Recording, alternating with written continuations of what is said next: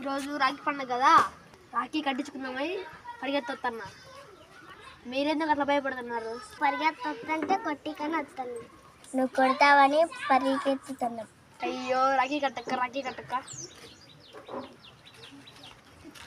అయ్యో రాఖీయే కదన్న, కడతా పట్టు. కట్టాక డబ్బులు ఇస్తావా, డ్రెస్ ఇస్తావా? డబ్బులు డ్రెస్ ఇలా అమ్మ మేము మాత్రం డబ్బులు అన్న డబ్బులు లేదు. చాలా మందికి రాఖీ కడితే డబ్బులు చాలా వస్తాయి అనుకుంటారు. రాఖీ అర్థం అది కాదు. గారికి తమ్ముడికి రాఖీ కట్టేది ఎందుకంటే జీవితాంతం రక్షణగా ఉంటారని రక్షణ బంధం కడతారు. అంతేగాని డబ్బుల కోసమో రసుల కోసమో కాదు. ఓహో అట్లానా? సరే చెల్లమ్మ, జీవితాంతం మీ రచనగా ఉంటాం.